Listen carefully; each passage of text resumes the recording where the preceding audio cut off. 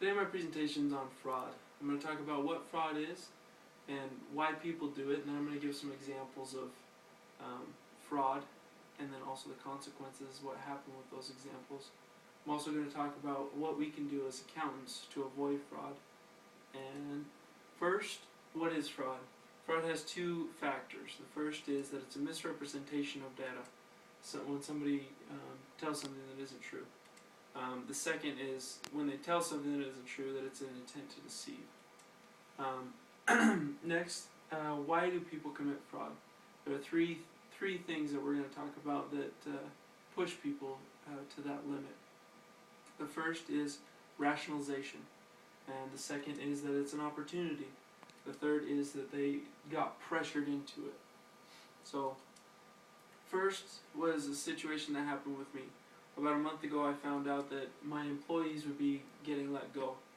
Obviously this is bad news, and I wanted to let them know as soon as possible. But I wasn't allowed to until about a week ago when my boss said that I could, but that I had to say that it was just a hunch, quote unquote, that I had.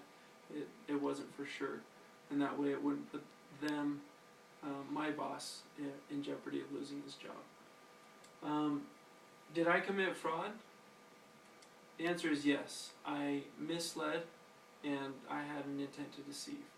Unfortunately, it was from my perspective, I rationalize, and I say that it was for a good purpose.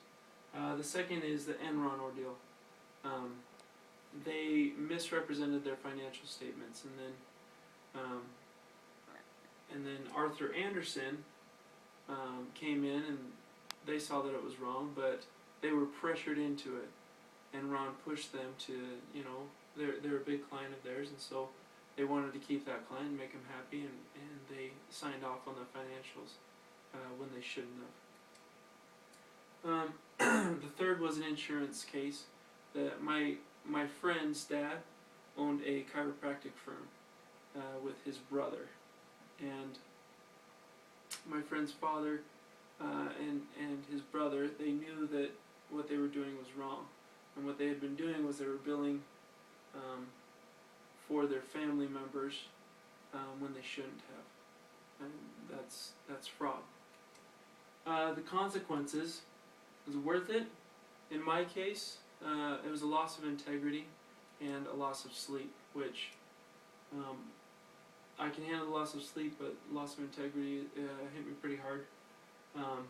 I never like to lie, and when I lie, I feel like I lose a part of me, and it's just a bad situation. But I feel like I did the right thing. But again, that's rationalization.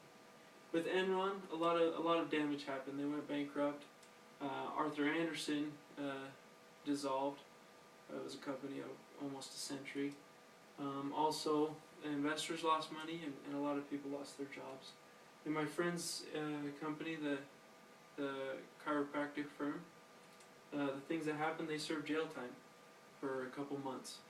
And also they had to pay fines, and they were unable to practice after they got out of prison. Recognizing fraud. To avoid fraud, we can look at the financial statements and compare the income statement to the balance sheet and make sure all the numbers balance and make sense. Make sure your debits equal your credits. Also, focus on when. A company is most likely to commit fraud towards the end of the period when they're trying to hit goals for bonuses and different things, or to just keep their jobs. So look towards the end of the period, high spikes in revenues, or accounts receivable goes way down, or something like that. Make sure the company is consistent. For example, with when depreciating assets or when accounting for inventory, that they use the same system year after year, over and over. They can change, but it should be very rare. My conclusion is that fraud is a very dangerous game to play that nobody should be involved in. It is destroying the U.S. and the industry here, and also it destroys lives and companies and people. I think the best defense for a company to avoid fraud is to just be good to your employees. Treat them kindly, treat them with respect, treat them fair.